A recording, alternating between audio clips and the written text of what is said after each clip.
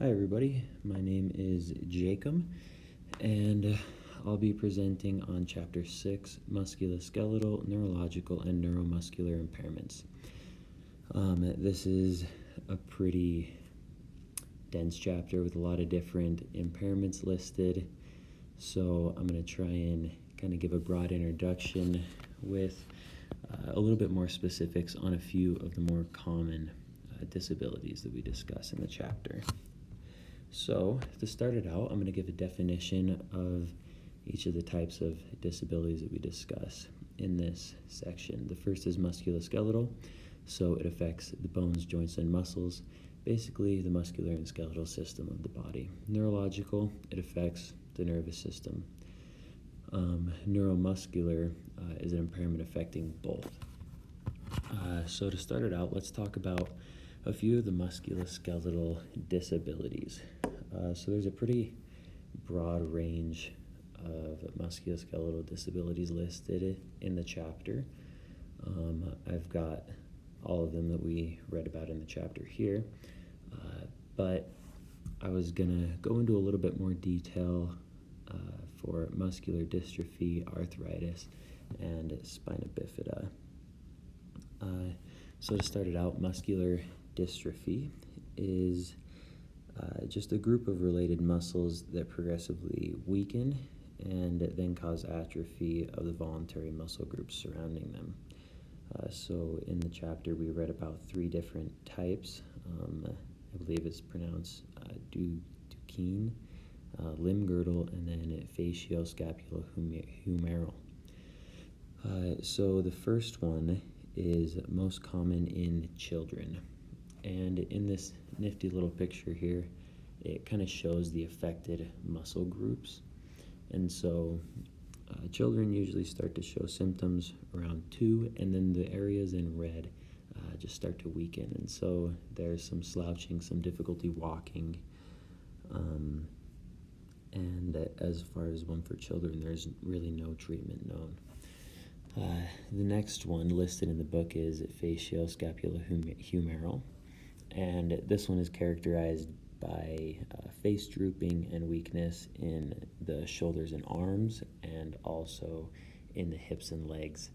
So that's where the facioscapulohumeral comes in.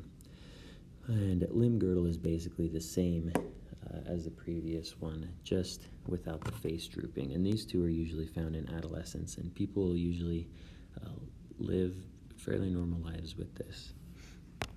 So the next one that I was going to talk about is spina bifida.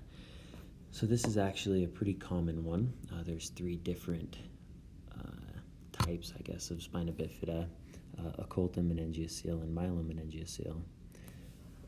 So occulta is the least serious. There's not very many symptoms occurring with it, but basically in any one of these 3, the vertebral arches fail to form around the spinal cord, and it can either cause as little damage as just a hair patch, or which is spina bifida occulta, or in myelomeningeocele, the spinal cord actually protrudes out where that deformation in the vertebral arches occurs, and it can pinch off the connection, or the nerves can simply fail to innervate the lower regions below that lesion in the spine.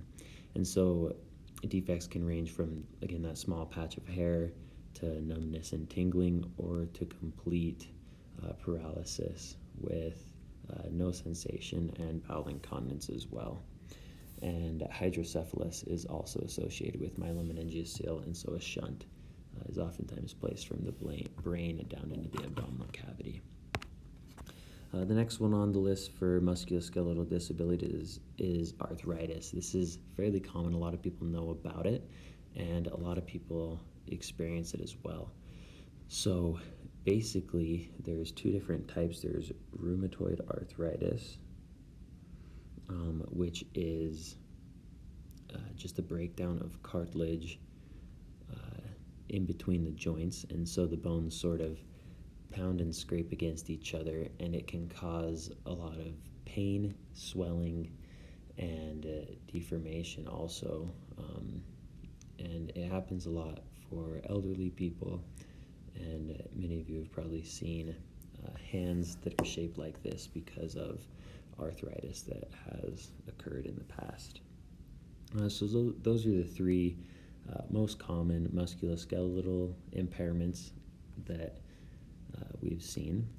And so I'll move on to the neurological disabilities examples. So there was a lot less in this section that were listed as neurological disabilities, but there was cerebral palsy, seizure, convulsive disorders, epilepsy, cerebrovascular accidents or strokes, and multiple sclerosis. So to start out, I'm going to talk about cerebral palsy. Sorry, I have a paper. So cerebral palsy is basically caused by deformation in the brain or a lack of development in a certain portion of the brain, or it can even be caused by brain trauma after birth. But there's a lot of different things associated with cerebral palsy, such as visual impairments, seizures, tremors, emotional lability, distractibility, hyperactability, poor reflex activity, low motor coordination, scoliosis, bowel incontinence. There's a lot of different things that can affect these people, and it usually manifests itself at a fairly young age. So it's just underdevelopment or lack of development in a certain region of the brain that manifests itself usually physically and also mentally. There is a lower life expectancy, and the physical and mental manifestations of it can be pretty drastic. The next one on the list is strokes. This is pretty common, especially in older people, and there's two different types of strokes. There's hemorrhagic and ischemic. That just means hemorrhagic is a hemorrhage in a blood vessel in the brain, and ischemic is a blockage. So a stroke is just when blood flow is cut off from a certain portion of the brain. So whether it's through that hemorrhage or through a blockage because of fatty tissue buildup or a blood clot, just a portion of the brain is cut off from its blood supply, and so it doesn't get the blood flow that it needs to function.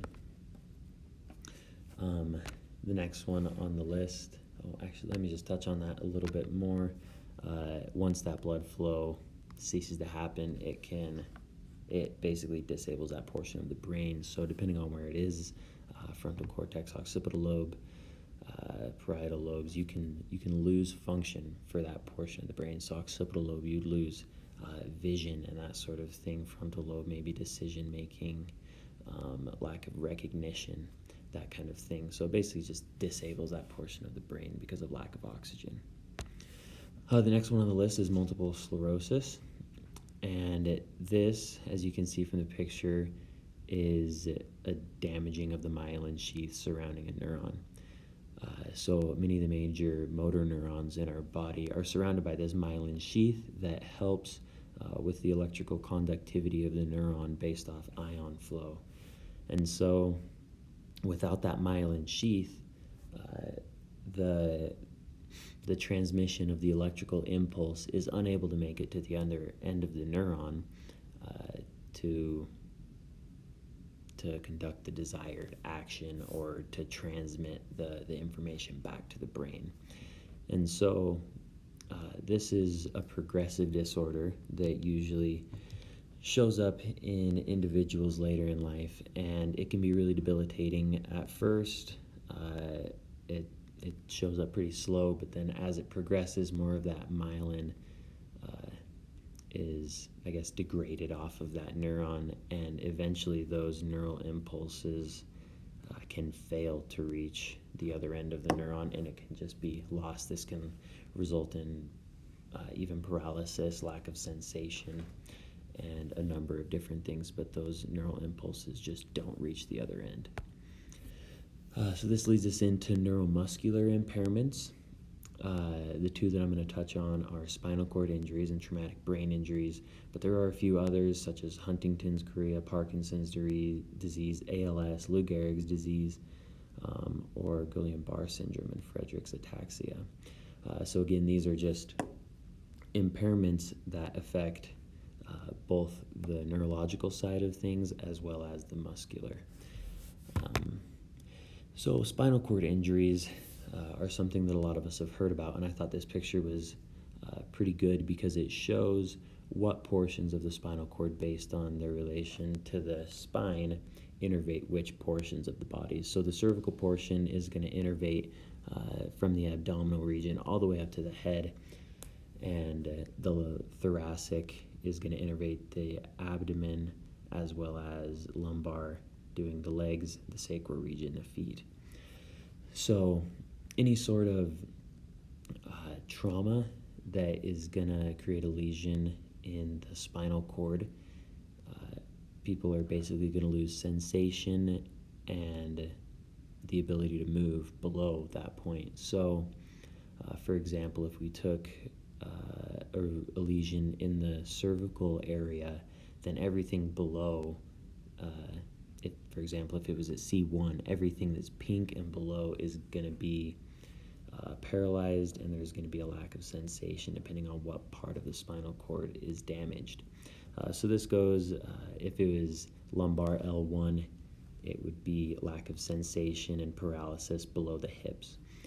And so any sort of damage or trauma to the spinal cord acquired after birth is going to be categorized as a spinal cord injury, and it's going to come with those symptoms.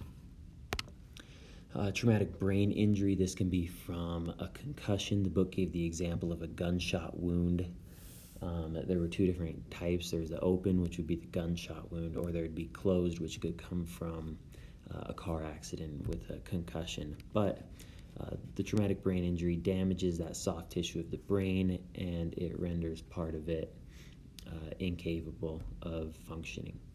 So again, if there was damage in the frontal cortex, then you'd have issues with decision making or decisive thinking, facial recognition, that kind of thing.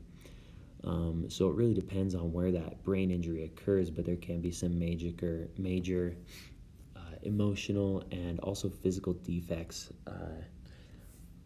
depending on where it is and what part of the brain. And so now that we've kind of blown through examples of those musculoskeletals, neurological and neuromuscular disabilities, there's a lot of them, but what is the purpose of therapeutic recreation?